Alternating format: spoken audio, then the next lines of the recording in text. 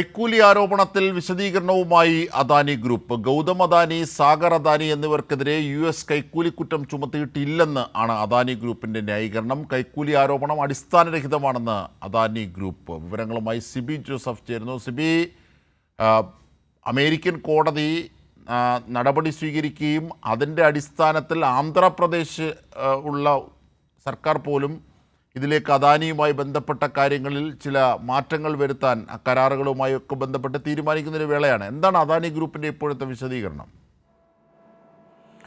അജിംഷദ് തീർച്ചയായും ഈ ഗൗതം അദാനിക്കെതിരെ US-ലുണ്ടായ കുറ്റപത്രവും തുടർ നടപടിയെല്ലാം തന്നെ പുറത്തു വന്നതിന് പിന്നാലെ നിരവധി രാജ്യങ്ങൾ, കെനിയ, ബംഗ്ലാദേശ്, ഫ്രാൻസ് അടക്കമുള്ള രാജ്യങ്ങളിൽ നിരവധി കരാറുകളിൽ നിന്നെല്ലാം തന്നെയും പിന്നോക്കം പോകുന്ന സ്ഥിതി ഉണ്ടായി.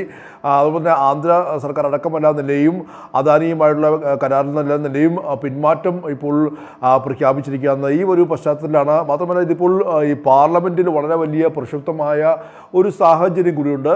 ഈ ഒരു സമയത്താണ് ഇന്നിപ്പോൾ അദാനി ഗ്രൂപ്പ് രാവിലെ ഒരു വാർത്താ കുറിപ്പിലൂടെ ഒരു വിശദീകരണം നൽകിയിരിക്കുന്നത്. ഇതിൽ ഇവർ പറയുന്നത് തങ്ങൾക്കെതിരെ കൈക്കൂലി ആരോപണം ഇല്ല എന്നുള്ളൊരു കാര്യമാണ് ഇവർ ചൂണ്ടിക്കാട്ടുന്നത്. അതായത് US foreign corrupt practice act പ്രകാരം ഈ ഒരു ആരോപണം ഉയർത്തിയിട്ടില്ല. അതായത് ഇതിൽ അഴിമതി ആരോപണത്തിന് കേസെടുത്തിട്ടില്ല എന്നുള്ളൊരു സാങ്കേതികമായ ഒരു പക്ഷേ അദാനി പറയുന്നതിൽ വസ്തുതകൾ കാണും. കാരണം അഴിമതിയിലൂടെ തങ്ങളുടെ ലാഭം ഇരട്ടിപ്പിച്ച് കാണിക്കുകയും അതുവഴി ഓഹരികൾ വിൽപ്പന നടത്തി ഏതാണ്ട് 25,000 കോടിയോളം സമാഹരിച്ചു എന്നാണ് US-ലെ കേസ്.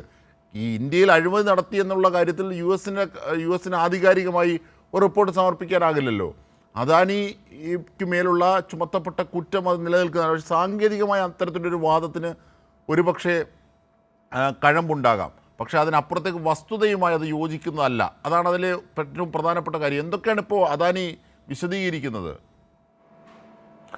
അജിംഷാദ് പറഞ്ഞു തന്നെയാണ് ഇതിൽ ഒരു വ്യക്തമായ കാര്യം. കാരണം ഇതൊരു സാങ്കേതികമായൊരു കാര്യം മാത്രമാണ് ഇപ്പോൾ അദാനി ഗ്രൂപ്പ് ചൂണ്ടിക്കാട്ടുന്നത്. അതായത് ഈ US കുറ്റപത്രത്തിൽ പറയുന്നത് 5 കാര്യങ്ങളാണ്. ഈ 5 കാര്യങ്ങളിൽ ഞാൻ നേരത്തെ പറഞ്ഞ US foreign corrupt practice act, അതായത് അഴിമതി കൈക്കൂലി ആരോപണം അദാനിക്കെതിരെ ഇല്ല. മറിച്ച് ഗൗതം അദാനിക്കും സാഗർ അദാനിക്കും എതിരെയുള്ളത് ഗൂഢാലോചന കുറ്റം മാത്രമാണ് എന്നുള്ളതാണ് ഇവർ ചൂണ്ടിക്കാട്ടുന്നത്. അതായത് ഇതുമായി ബന്ധപ്പെട്ടുകൊണ്ട് ഈ ഒരു കുറ്റപത്രത്തിൽ എങ്ങും ഇത്തരത്തിൽ ഈ ഒരു കൈക്കൂലി അഴിമതി ആരോപിച്ചിട്ടില്ല എന്ന് പറയുന്നു. അതുമാത്രമല്ല ഇതിനെ ഈ അദാനിനെ പിന്തുണച്ചുകൊണ്ട് മുതിർന്ന അഭിഭാഷകനും മുൻ അറ്റോർണി ജനറലുമായ മുകുൾ റോത്തഗിയും പ്രതികരിച്ച് രംഗത്ത് വന്നിട്ടുണ്ട്. അദ്ദേഹവും ചൂണ്ടിക്കാട്ടുന്നത് ഈ US കുറ്റപത്രം മുഴുവൻ താൻ വായിച്ചപ്പോൾ ഇതിൽ അദാനി കൈക്കൂലി വാങ്ങി എന്നുള്ളൊരു പരാമർശം മാത്രമാണ് ഉള്ളത്, മറ്റ് കാര്യങ്ങളൊന്നും തന്നെ ഇല്ല എന്ന് അദ്ദേഹം പറയുന്നു. സ്വാഭാവികമായും അജിംഷാദ് പറഞ്ഞ പോലെ തന്നെ ഈ ഇന്ത്യയിലെ കേന്ദ്ര സർക്കാർ ഉദ്യോഗസ്ഥർക്കെതിരെ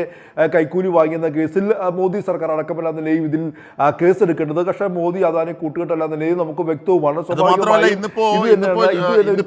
കോൺഗ്രസ് എംപിമാരടക്കം പ്രതിപക്ഷം നോട്ടീസ് നൽകിയിട്ടുണ്ട്.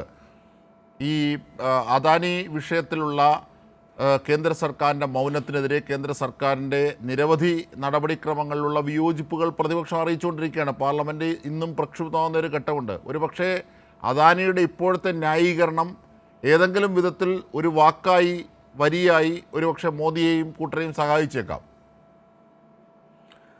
തീർച്ചയായും പാർലമെന്റിൽ ഈ അദാനി വിഷയം ഉന്നയിക്കുമ്പോൾ സ്വാഭാവികമായും കേന്ദ്ര സർക്കാർ ഉയർത്താൻ പോകുന്ന വാദം ഇത് തന്നെയാണ്. ഈ ഒരു അദാനി നൽകിയ അതേ വിശദീകരണം തന്നെയായിരിക്കും BJP അംഗങ്ങൾ, അതിൽ രാജ്യസഭയിലെയും ലോക്സഭയിലെയും അധ്യക്ഷന്മാർ ഈ ഒരു കാര്യം ചൂണ്ടിക്കാട്ടിക്കൊണ്ട് ഈ അടിയന്തര പ്രമേയ നോട്ടീസ് ചട്ടം 267 പ്രകാരം സഭ നിർത്തിവെക്കണമെന്ന് ആവശ്യപ്പെട്ടുകൊണ്ടാണ് കോൺഗ്രസ് അടക്കമുള്ള എല്ലാ രാഷ്ട്രീയ പാർട്ടികളും എല്ലാം തന്നെയും ഈ അടിയന്തര പ്രമേയ നോട്ടീസ് നൽകിയിട്ടുള്ളത്. ഈ നോട്ടീസിൽ കൃത്യമായി ഈ രീതിയിൽ അദാനിയുടെ ഈ വിശദീകരണം ചൂണ്ടിക്കാട്ടി ആണ് ഇതിനെ മറികടക്കാൻ വേണ്ടി BJP ശ്രമിക്കുക. എന്തായാലും ഈ പാർലമെന്റിന്റെ 2ാം ദിവസം ഈ സഭാ നടപടികൾ തുടങ്ങുന്ന തൊട്ടു മുൻപായി ഇത്തരത്തിലുള്ള വിശദീകരണ കുറിപ്പ് ഇറക്കുമ്പോൾ സ്വാഭാവികമായും അതിനകത്ത് കാര്യങ്ങൾ വ്യക്തമാണ്. ഇത് വ്യക്തമായ കലാപങ്ങൾ, വർഗീയ സംഘർഷങ്ങൾ അത് ചർച്ച ചെയ്യണമെന്നാവശ്യപ്പെട്ട് റഹീം MP നോട്ടീസ് നൽകിയിട്ടുണ്ട്. അത് രാജ്യസഭയിൽ. അത് മാത്രമല്ല ഈ മണിപ്പൂർ വിഷയവും സംഭാൽ വിഷയവും ഒക്കെ രാജ്യത്ത് കലാപങ്ങൾ വർദ്ധിക്കുന്നു മോദിയുടെ ഭരണ തുടർച്ചയിൽ എന്നുള്ളത് പ്രത്യേകിച്ച് യോഗി ആദിത്യനാഥിൻ്റെ കാര്യത്തിലും അതെ.